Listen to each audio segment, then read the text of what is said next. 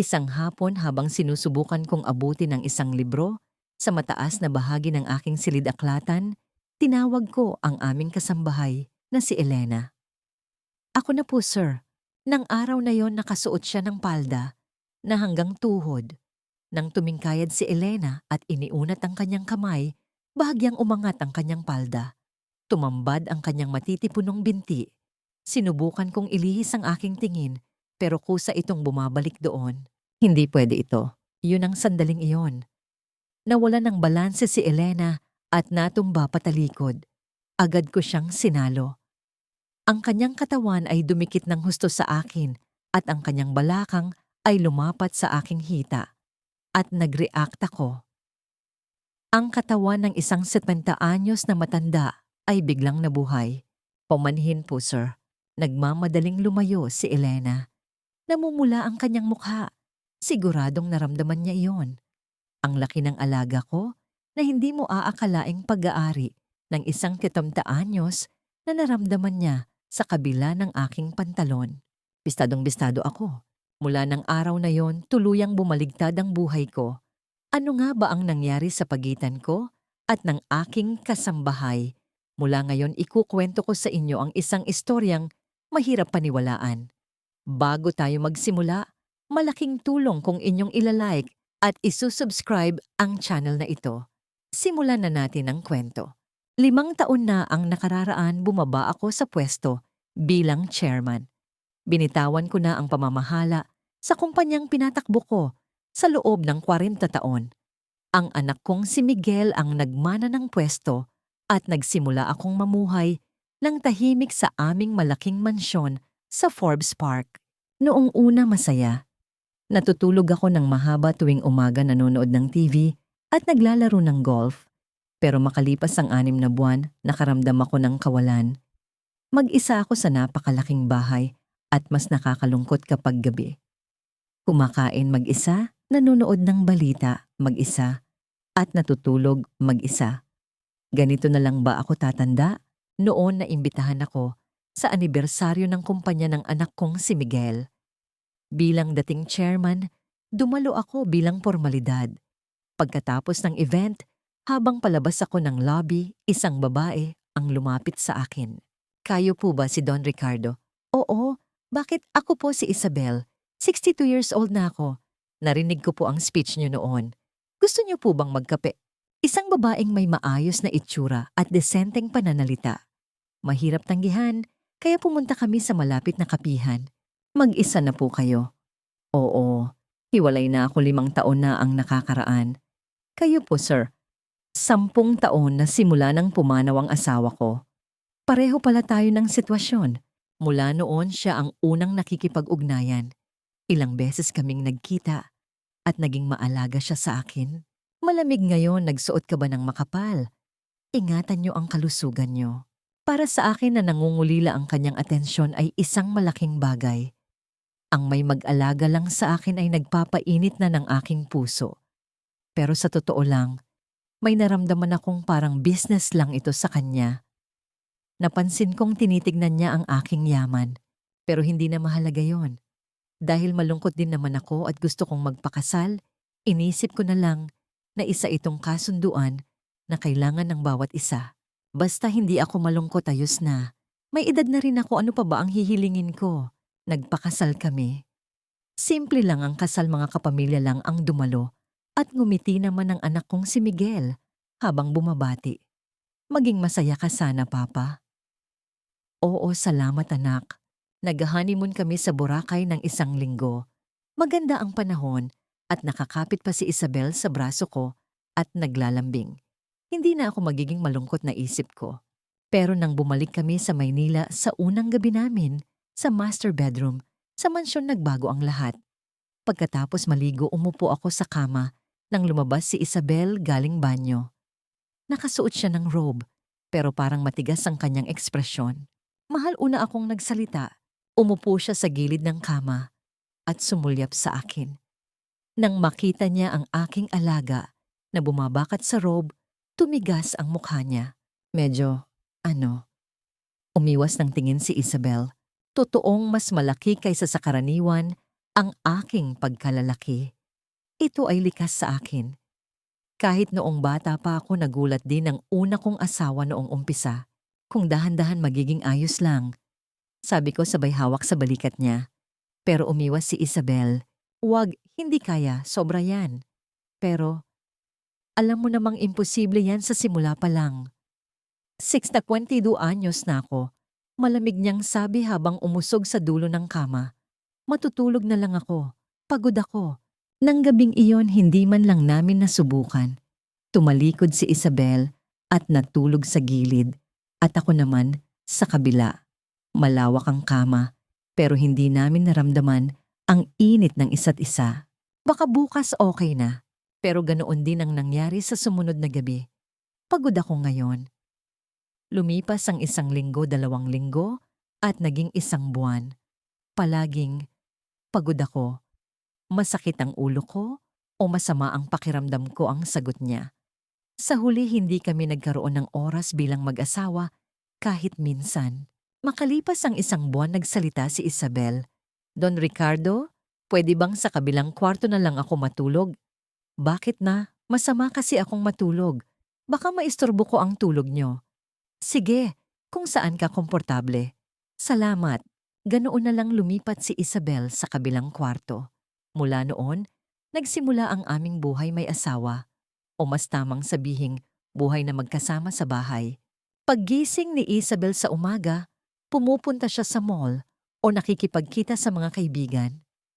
May lunch date ako kasama ang friends ko. Sa gabi may klase siya sa culture center. Palagi siyang wala at kapag nasa bahay man, hindi siya pumapasok sa kwarto ko. Ako naman mag-isang nanonood ng TV sa sala o nagbabasa sa library. Walang emosyon na pagsasama. Iyon ang aming naging kasal. 70 anyos na ako pero may pangangailangan pa rin ako. Gabi-gabi mag-isa ko itong tinatapos sa banyo. Ano ito? Hindi ganito ang inaasahan ko sa pagpapakasal. Pero hindi ko masabi kay Isabel. Tinanggihan na niya ako noong unang gabi pa lang. Lumipas ang 3 taon. Lalo akong nalungkot at lalong naging malamig si Isabel. Pwede mo bang taasan ang credit limit ko? Magkano ak 200,000 pesos lang? May bibilin lang ako ngayong buwan. Kinakausap lang niya ako kapag tungkol sa pera. Kasal ba ito o transaksyon araw-araw kong tinatanong ang sarili ko? Tagsibol noong 3 taon ng aming pagsasama.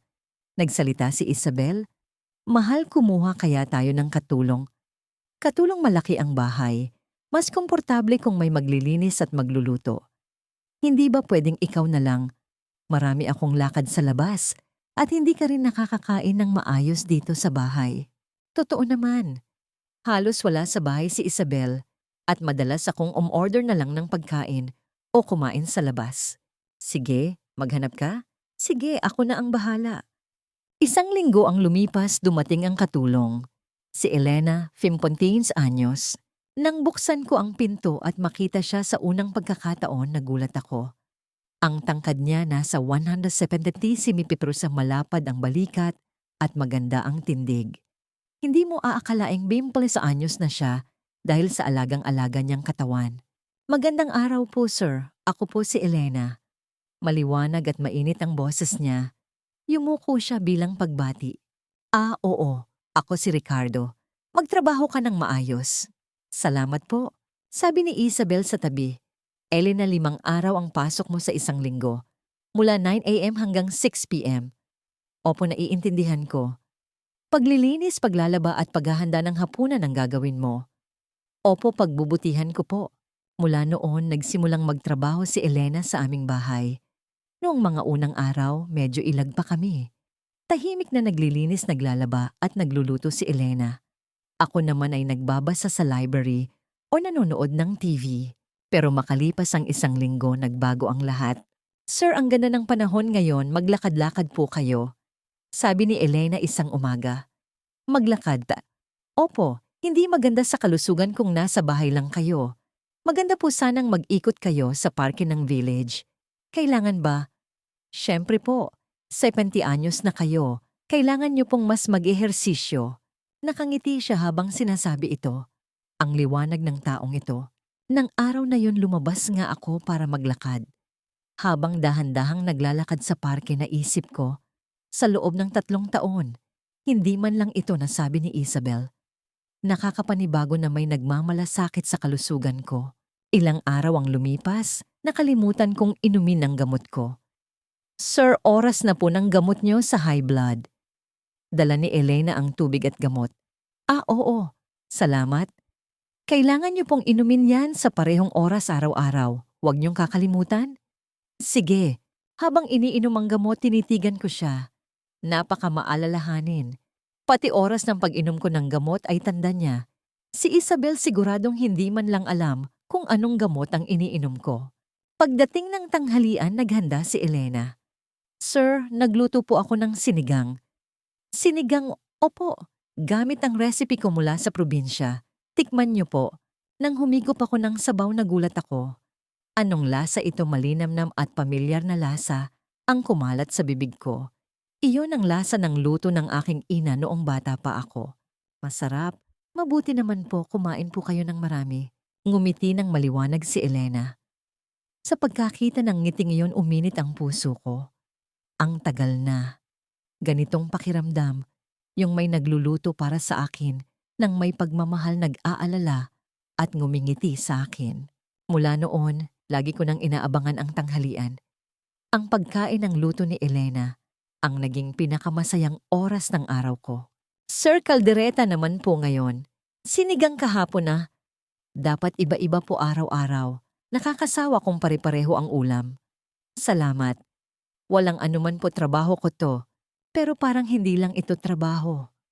Alam ni Elena ang pakiramdam ko sa tingin pa lang sa mukha ko. Sir, bad mood po ba kayo ngayon? Paano mo nalaman? Sa mukha niyo po. May nangyari ba? Wala, medyo malungkot lang. Lumabas po kayo pag ganyan. Gusto niyo po samahan ko kayo? Huwag na. Ayos lang. Sige po, ipagluluto na lang kita ng paborito mong beef stew.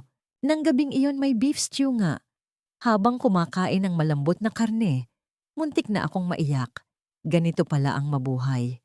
May nakakaramdam ng nararamdaman mo, ipinagluluto ka ng gusto mo at inaalagaan ka. Emosyon na hindi ko naramdaman kay Isabel sa loob ng 3 taon. Nang gabing yon, habang nakahiga mag-isa, naisip ko, napakabuting tao ni Elena. Hindi lang siya basta katulong. Naramdaman ko siya bilang isang mainit na babae. Hindi, 70 anyos na ako, ano ba itong iniisip ko? Pinigil ko ang sarili ko at pinilit matulog. Pero mula noon, lagi ko nang naiisip si Elena. 2 buwan na simula nang magtrabaho si Elena. Dumating ang tag-init at uminit ang panahon. Isang hapon, habang nagbabasa sa sala, naglilinis si Elena. Nakasuot siya ng palda hanggang tuhod. Sir, hinaan ko po ba ang aircon? Hindi, ayos lang. Parang naiinitan po kasi kayo. Inabot ni Elena ang mataas na estante para punasan. Sa sandaling iyon, umangat ng bahagya ang palda niya. Nakita ko ang matitipuno niyang hita. Agad akong umiwas ng tingin. Anong ginagawa mo, Ricardo? Pero kusa ring bumabalik ang mata ko doon. 50 anyos na si Elena, pero napakaganda ng katawan niya. Matangkad, malapad ang balikat, kaya maganda ang bagsak ng damit, maliit ang bewang, at mahaba ang binti. Nababaliw na ba ang 70 anyos na ito? Sinisi ko ang sarili ko. Pero mula noon, nag-iba na ang tingin ko kay Elena. Tuwing umaga kapag pumapasok siya, bumibilis ang tibok ng puso ko. Good morning, sir. Ah, oo. Magandang umaga. Maayos po ba tulog niyo? Oo, mahimbing. Mabuti naman po. Anong gusto niyong almusal? Kahit ano. Ipagtutoast at itlog na lang po kita. Habang tinitignan ng likod niya, papuntang kusina, napabuntong hininga ako. Masama ito. Pero hindi sumusunod ang puso ko. Kahit kumakain, kahit ngumingiti siya, kahit dumadaan lang siya sa tabi ko, lagi akong aware sa kanya. Isang gabi lumabas si Isabel at kaming 2 lang ni Elena ang naiwan. Sir, kain na po kayo. Salamat. Habang kumakain mag-isa sa mesa, naghuhugas ng pinggan si Elena. Nakatayo siya sa harap ng lababo at ang kurba ng kanyang bewang ay bakat sa kanyang palda. Ibinaba ko ang kutsara at uminom ng tubig. Pero nag-react ang aking pagkalalaki. Ang katawang ito na walang nagawa kay Isabel sa loob ng 3 taon ay nagre-react habang tinitignan si Elena. Posible ba ito nakakagulat? Pero kasabay nito namangha ako. Gumagana pa pala. Napatunayan ko ng araw na yon na may pagnanasa pa rin ng isang 70 anyos.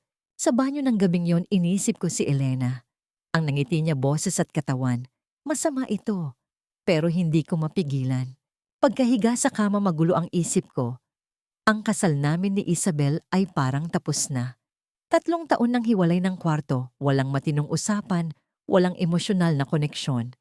Pero tama bang magkagusto sa katulong na si Elena? 15 taon ang agwat namin at nagtatrabaho siya sa bahay ko. Sa moralidad at sentido komon, hindi ito tama. Pero gumagalaw na ang puso ko. Bumibilis ang tibok ng puso ko kapag naiisip siya at sumasaya ang araw ko kapag nakikita siyang nakangiti. Anong gagawin ko? Ilang gabi akong hindi makatulog. Lumipas ang 1 linggo. Sinubukan kong itago ang nararamdaman ko. Umakto ako ng normal, pero hindi madala. Isang hapon sa library may hinahanap akong libro. Nasa mataas na bahagi ito at hindi ko maabot. Hay, kukuha sana ako ng upuan nang pumasok si Elena. Sir, anong hinahanap nyo? Yung libro sa taas. Ako na po. Delikado.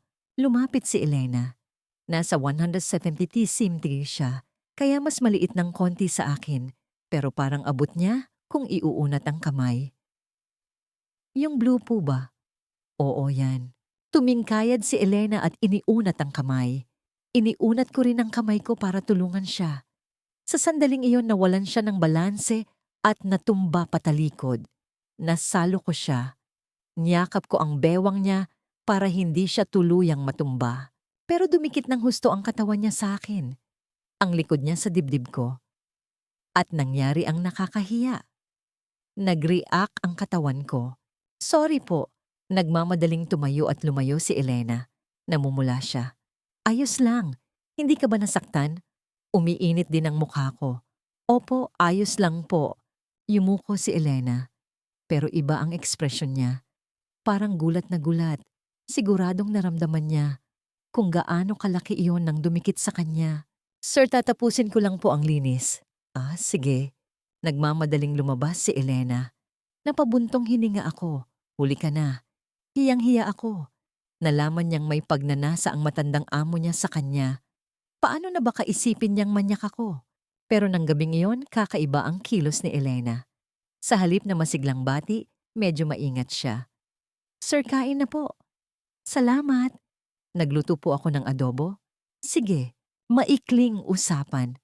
Dati ay nagtatanong pa ako at nagtatawanan kami. Iba ngayon. Aware si Elena sa akin at aware din ako sa kanya. Pagkatapos kumain habang papunta ako sa sala, nagsalita siya mula sa likod. Sir, ano yun? Humarap ako. Okay lang po ba kayo? Saan kanina po sa library? Yun ba wala yon? Huwag mo nang intindihin. Sige po. Tumango si Elena at pumasok sa kusina. Pero may nagbago. Iba na ang tingin niya sa akin. Hindi na kasing komportable gaya dati, mas maingat. At minsan parang sumusulyap siya sa bandang pantalon ko pag dumadaan ako. Iniisip kaya niya pero hindi ako sigurado. Ilang araw ang lumipas. Sinubukan kong dumistansya at ganoon din siya. Pero nararamdaman naming pareho ang tensyon. 1 linggo ang nakalipas nagsalita si Isabel. Mahal, pupunta kami ng mga friends ko sa Cebu ngayong linggo. Cebu? Oo. Magbabakasyon kami ng 1 linggo. 1 linggo ang tagal naman. Bakit? Bawal ba? Hindi naman. Pero, taasan mo naman ang credit limit ko. Kailangan ko ng pocket money. Magkano? 20,000 pesos lang. Napabuntong hininga ako. Pera na naman. Sige. Salamat, alis kami sa Lunes. Bahala ka. Umalis si Isabel papuntang kwarto at naiwan ako sa sala. 1 linggong wala. Wala naman akong pakialam. Wala naman kaming usapan kahit nandito siya. Pero naisip ko, ibig sabihin, kami lang ni Elena ang maiiwan. Kumabog ang dibdib ko. Dumating ang Lunes. Hila ni Isabel ang malaking maleta palabas. Alis na ako. Mag-ingat ka. Elena, alagaan mo si Sir ha? Opo, ma'am. Huwag po kayong mag-alala. Umalis na si Isabel. Tumahimik ang buong bahay. Kami na lang ni Elena. Sir, almusal na po. Salamat. Kumain ako gaya ng dati. Pero iba ang hangin. Ramdam na wala si Isabel. Tanghalian hapunan kami lang dalawa. Lumipas ang ilang araw. Martes ng gabi nagpasya ako. Sabay kaya kaming kumain, Elena. Po, sir. Pwede ba tayong sabay kumain ngayong gabi? Gulat na tumingin si Elena. Ako po, malungkot kumain mag-isa. Sige po. Naghain si Elena ng 2 plato. Kumuha ako ng wine. Gusto mong mag-wine? Sige po. Nagsalin ako at sa unang pagkakataon, magkaharap kaming naupo. Cheers! Nag-usap kami. Medyo awkward nung una, pero naging komportable matapos ang ilang lagok ng wine. Elena, kamusta ang buhay may asawa mo noon? Hindi po maganda. Kaya ako nakipaghiwalay. Bakit? Walang interes sa akin ang asawa ko. Walang interes, opo. Puro trabaho pag-uwi TV lang. Hindi man lang ako tinitignan. Ganun pala. Pati sa kama wala rin. Uminom ng wine si Elena. Sir, pwede po bang maging prangka dala ng alak? Sige lang, magsalita ka. Maliit kasi at mabilis matapos. Lagi akong bitin. Napakatapat na pag-amin. Kayo po, sir, pwede rin bang maging tapat? Oo naman. Kamusta kayo ni ma'am? Uminom ako ng isa pa. Hiwalay kami ng kwarto 3 taon na. Simula pa lang. Oo, tinanggihan niya ako nung unang gabi. Mahirap daw dahil sa laki. Nanlaki ang mata ni Elena. Kaya 3 taon kaming hiwalay matulog. Wala ring nangyari kahit minsan. E di sobrang lungkot niyo po. Sobra. 70 anyos na ako pero may pangangailangan pa rin. Natural lang yan. Tumingin si Elena sa akin. Nalaman ko po yun nung nakaraan. Nung natumba ako sa library, namula ako. Naramdaman mo pala? Opo, ramdam na ramdam ko kung gaano kalaki si Sir. Ngumiti si Elena. Kahit pabiro, lalong uminit ang mukha ko. Pasensya na, hindi ko napigilan. Hindi po, nagulat ako. Sa totoo lang, 70 anyos na kayo, pero ganun pa katindi. Ibinaba ni Elena ang baso. At nanghihinayang ako na 3 taon kayong nagtiis. Nag-iba ang tingin ni Elena. May ibang emosyon. Sir, aamin po ako. Ano yon? Nung naghiwalay kami, sobrang hirap. Walang pera, bagsak ang loob ko. 55 anyos mag-isa, hindi ko alam paano mabubuhay. Ganun ba? Nung matanggap ako dito, parang nabuhayan ako. Naging matatag ako at payapa ang isip ko. Mabuti naman. Hindi lang yon. Trinato niyo akong tao. Dapat lang naman. Hindi po. Lagi kayong nagpapasalamat, kinukumusta ako. Ang bait niyo. Nanginig ang boses niya. Kaya lagi ko kayong naiisip. Bakit ang bait niyong tao, pero namumuhay ng mag-isa at malungkot? Elena, malungkot din ako. Sa loob ng 5 taon. Pero sir, tinitigan ako ni Elena. Iba kayo. Binigyan niyo ako ng init. Kumabog ang dibdib ko. Ubos na ang wine. Elena, magtatapat ako. Lagi kitang tinitignan. Nanlaki ang mata niya. Dati akala ko magaling ka lang nakatulong. Pero ngayon hindi na. Pag ngumingiti ka, pag nagluluto ka, pag inaalagaan mo ako, tumitibok ang puso ko. Sir, sorry po. Isang 70 anyos na matanda ganito magsalita. Pero hindi ko na mapigilan. Yumuko si Elena. Ilang sandali pa nagsalita siya. Ako rin po. Nahulog na rin ang loob ko sa inyo, sir. Parang huminto ang puso ko. Nung una mabait lang kayo. Pero simula nung sa library, lagi ko na kayong naiisip. Inangat ko ang mukha niya. Nangingilid ang luha. Kakaiba ako, di ba katulong lang nagkagusto sa amo? Hindi ka kakaiba. Hinawakan ko ang kamay niya. Nanginginig kaming pareho. Elena, gusto kita. Bilang babae. Gusto ko rin kayo, sir. Bilang lalaki. Nagkatitigan kami. 70 anyos at 55 anyos. Amo at katulong. Sa isip bawal. Pero sa sandaling iyon wala nang mahalaga. Sir, pwede ko po ba kayong tulungan? Mahinang tanong niya. Tulungan saan? Yung tiniis nyo ng 3 taon. Pwede ko po bang punan? Napahinto ako sa paghinga. Sigurado ka? Opo, malungkot din ako. At kung kayo po, sir? Humigpit ang hawak niya. Magiging masaya ako. Hindi na ako nakapagpigil. Tumayo ako at niyakap siya. Ang matipunong katawan ng 55 anyos ay nasa bisig ko. Elena, sir? Mahigpit na yakap. Ang tagal ko nang hindi nakayakap ng babae ng ganito. Sa kwarto po tayo, bulong niya. Sige, hawak kamay kaming pumunta sa kwarto. Ang lakas ng kabog ng dibdib ko. Nakakamangha na, kaya pang tumibok ng ganito ng puso ng isang 70 anyos. Sinara ko ang pinto. Sa dilim magkaharap kami. Kinakabahan po kayo, hindi. Sa totoo lang nag-aalala ako. Baka tanggihan ako ulit. Naalala ko ang mukha ni Isabel. Elena, baka mahirapan ka. Sabihin mo lang. Hinawakan niya ang kamay ko. Ayos lang po. Iba ako. Sa totoo lang excited ako. Ngumiti siya. Kitang-kita ko yun kahit madilim. Dahan-dahan akong lumapit at niyakap siya. Malambot ang labi, mainit ang katawan. Ito ang totoo. Init ng babae na naramdaman ko ulit sa edad na 70. Ang mga bagay na hindi ko nagawa kay Isabel, nagawa ko kasama si Elena. Nang yakapin ko siya, muling nabuhay ang puso at katawan ko. Nag-react ako.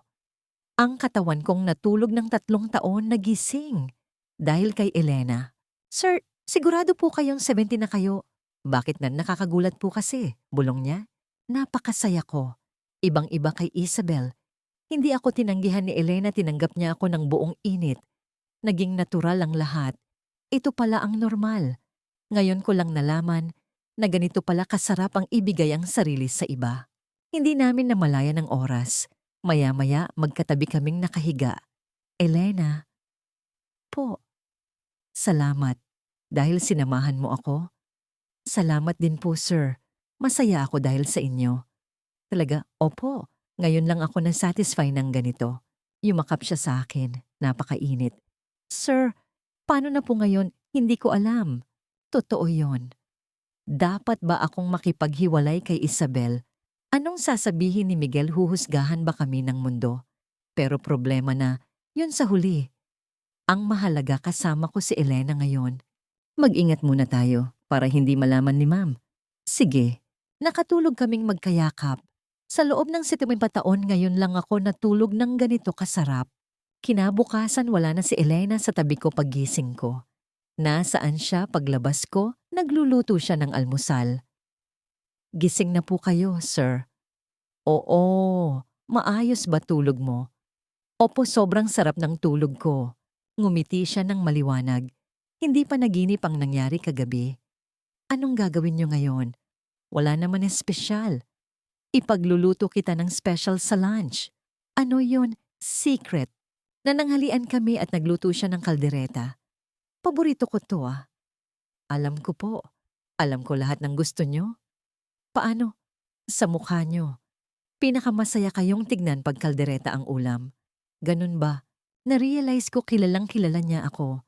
Si Isabel 3 taon kaming nagsama pero hindi alam ang gusto ko. Si Elena ilang buwan pa lang. Elena, napaka-caring mo. May gusto kasi ako sa inyo eh. Salamat. Habang nagkakape, nagtanong ako. Elena, anong pangarap mo noong bata ka? Ako po gusto kong matuto ng piano. Piano ong? Opo. Kaso mahirap lang kami kaya hindi ako nakapag-aral. Ganun ba? Gusto ko rin ang tunog ng piano. Mag-aral ka. Po 55 na po ako. Huli na.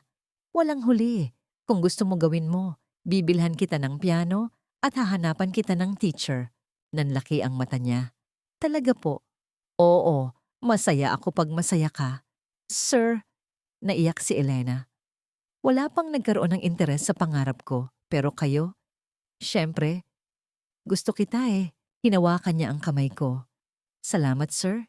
Nang gabing yon magkasama ulit kami. Mas kalmado, mas malalim ang pagkakaintindihan. Sir, pagkasama ko kayo, parang buhay na buhay ako. Ako rin. Pinaramdam mong lalaki ako. Sana ganito na lang lagi. Hindi ko alam pero gagawin ko ang lahat. Ilang araw pa bago bumalik si Isabel mula Cebu. Sulit na sulit ang bawat oras. Gabi-gabi kaming magkatabi at sabay gumigising. Sa edad na 70 naramdaman ko ang simpleng ligaya ng pag-ibig. Isang linggo ang lumipas dumating si Isabel. Nakauwi na ako. Mabuti naman. Ang ganda sa Cebu. Pumasok siya sa kwarto dala ang maleta. Walang pinagbago. Pero ako iba na. Pagkatapos ng isang linggo kasama si Elena, nakakaasiwa nang tignan si Isabel. Elena, inalagaan mo ba si Sir habang wala ako mo? Opo ma'am, ginawa ko po ang lahat.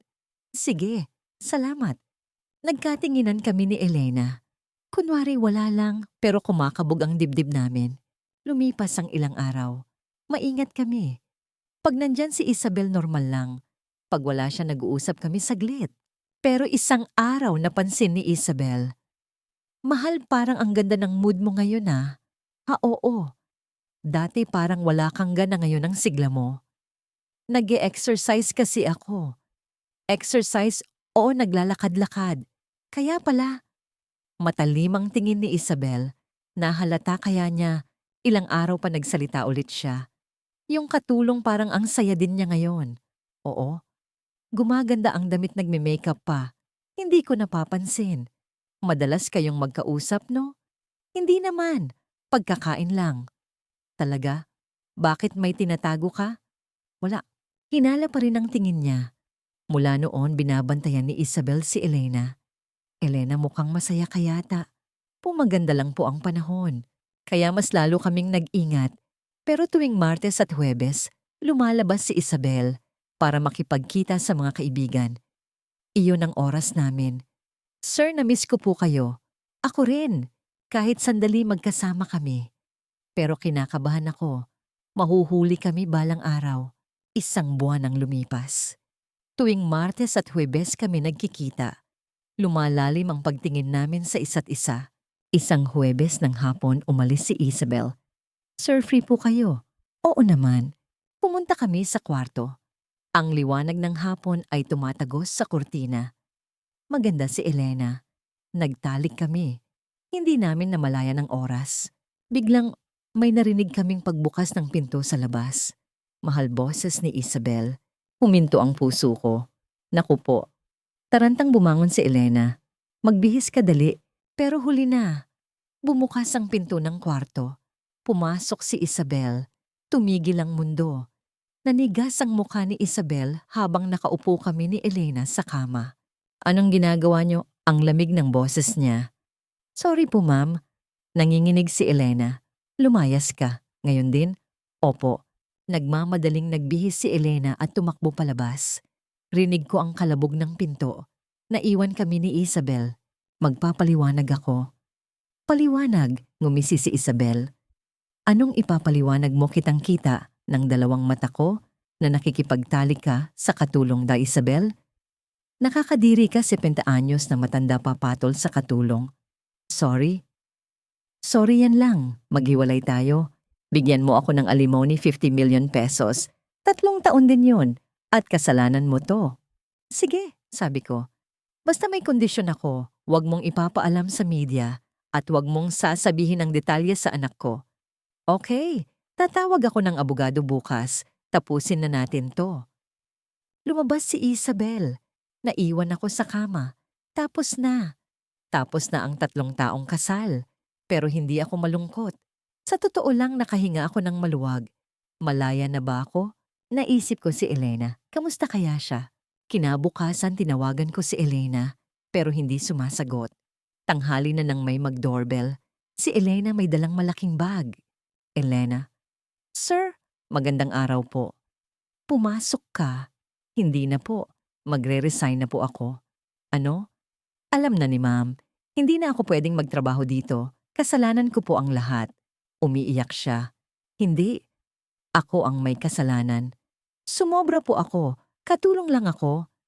Huwag mong sabihin yan, hindi ka lang basta katulong. Mahalaga ka sa akin. Pero iba ang realidad. Yumuko siya. Uuwi na po ako sa probinsya. Wag. Dito ka lang. Samahan mo ako. Hindi pwede. Hindi ko kayang harapin ang anak nyo at ang panghuhusga ng tao. Masisira ang buhay nyo dahil sa akin. Sira na ang buhay ko. Bago ka dumating para akong patay. Humihinga lang, pero walang emosyon. Ikaw ang bumuhay sa akin, Elena. Kung mawawala ka, babalik ako sa dilim. Hindi ko kaya yon. Tumigil si Elena. Sigurado po kayo. Ikaw lang ang kailangan ko. Ako ang bahala kay Miguel. Binaba ni Elena ang bag at umiyak. Hindi niyo po pagsisisihan. Kahit kailan hinding-hindi. Niyakap ko siya ng mahigpit. Kahit nasa hallway, kahit tanghaling tapat. Mahal kita, sir. Mahal din kita, Elena. Sa wakas nasabi namin sa isa't isa, 70 at 55. Elena, makikipaghiwalay ako kay Isabel. Talaga po. Oo. Bibigyan ko siya ng 50 milyon at tahimik kaming maghihiwalay. Tapos, gusto kitang makasama. Ang tulad ko, ikaw ang tao ko. Wala nang iba pang mahalaga. Paano ang sasabihin ng iba? Wala akong pakialam. Basta masaya tayo. Pinunasan ni Elena ang luha niya. Gusto ko rin po kayong makasama. Salamat. Kakausapin ko si Miguel. Ilang araw ang lumipas, pumirma kami sa divorce papers. Malamig pa rin si Isabel. Magsama kayo ng babae mo? Bagay siya sa isang 70 anyos na ulyanin. Maging masaya ka rin. Masaya ako. May 50 million ako eh. Umalis si Isabel. Tapos na. Sir, malaya na kayo. Sabi ng abogado. Oo nga, ang sarap sa pakiramdam. Pag-uwi ko naghihintay si Elena. Kamusta po? Tapos na, hiwalay na kami. Elena, simula na natin to. Nyakap ko siya. Wala nang makakapigil sa amin. Isang linggo ang lumipas, kinausap ko si Miguel sa opisina. Papa, anong meron? Miguel, maupo ka. Nabalitaan ko pong naghiwalay kayo?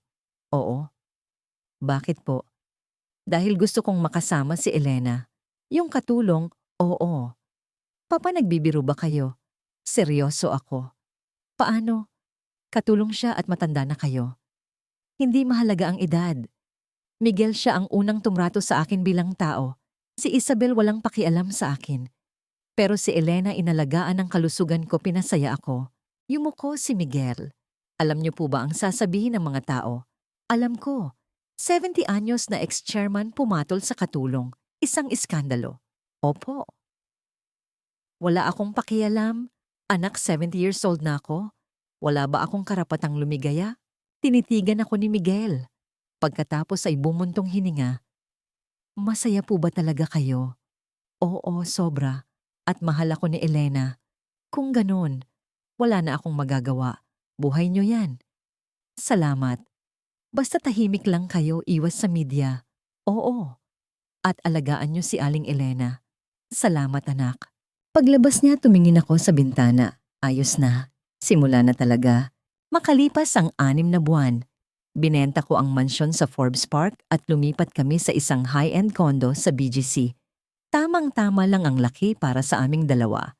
Sir, ang ganda dito. Ang ganda ng view. Ito na ang bahay natin. Sa sala may bagong grand piano. Yung pangarap ni Elena. Sir, ang mahal nito? Ayos lang. Basta masaya ka. Umupo si Elena at tumugtog. Medyo hirap pa pero masigasig. Pumalakpak ako. Ang galing. Dahil sa inyo to, akalain nyo 55 na ako natuto pa magpiano. Hindi pa huli ang lahat. Sapat ang natira kong yaman kahit nagbigay ako ng 50 million kay Isabel. Tahimik kaming namuhay. Naglalakad sa umaga, kumakain sa bahay at kanya-kanyang hobby sa hapon. Nagbabasa ako, nagpipiano siya. Sa gabi nagluluto kami, nagwa-wine at nagkukwentuhan. Sir, pwede bang mahal na ang itawag ko sa inyo? Oo naman, tatawagin din kitang mahal. Sige po. Sa gabi sabay kaming natutulog. Ang pagmamahala ng 70 at 55, mainit at masaya pa rin. Mahal, hindi ka ba nagsisisi? Saan, sa malaking bahay at sa pera? Oo. Hindi. Nandito ka naman eh. Sapat na to. Masaya rin ako. Nakikita namin ang ilaw ng lungsod mula sa bintana. Mahal, lakad tayo sa labas. Ngayon gabi na. Mas maganda pag gabi. Tahimik. Hawak kamay kaming lumabas at naglakad sa BGC. Tinitignan kami ng mga tao pero wala kaming pakialam. 70 anyos at 55 anyos. May agwat man, masaya naman kami. Mahal, salamat. Bakit? Dahil pinili mo ako. Ako dapat ang magpasalamat. Pinili mo ang 70 anyos na tulad ko. Numero lang ang edad. Pag-uwi na higa kami. Niyakap ako ni Elena. Mahal, magiging ganito kaya tayo kasaya palagi. Oo naman. Basta magkasama tayo. Pumikit ako.